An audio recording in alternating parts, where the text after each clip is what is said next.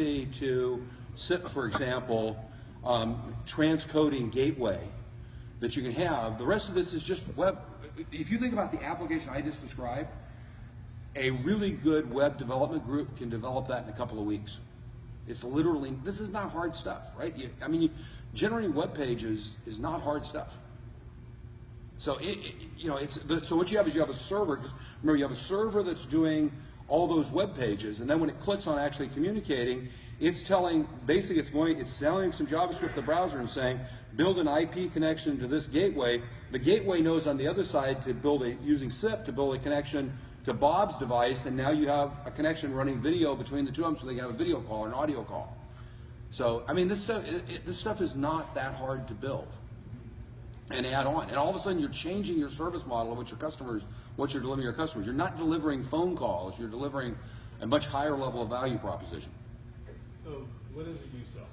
I sell SIP phones with manufacturers. Pardon me? With manufacturers. Yaystar. What is it? Yaystar. Oh, okay.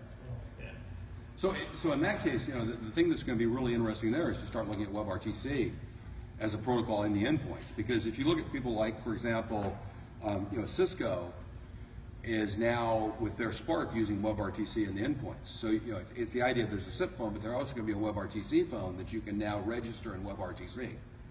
So that's going to be a very interesting model for endpoint devices, because as more and more people begin to use WebRTC as the way they do the protocol structure for this, there's going to be people who will have a desire to have phones. It's amazing people still want to have phones. There's a lot of comfort in knowing that I can walk up to my desk and pick up a phone and it'll work, versus being on my mobile device or my PC. Sure. So, other questions here? Mr. Green. So, thinking about the types of solutions we should be building, and given the fact that there's still a lot of on-prem solutions, should we be doing just pure cloud, or should we be looking at hybrid?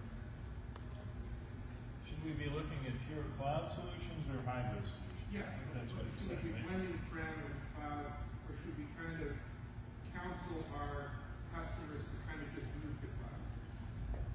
I think that's a decision to be made by everybody in this room as they try to discuss with their customer what their real needs are. I think there's room for both. A cloud, what we're describing here with WebRTC, I guess you've got to say that's really a cloud solution in some way. You could host it, I guess, yourself, but frankly, it's, there's a cloud solution here.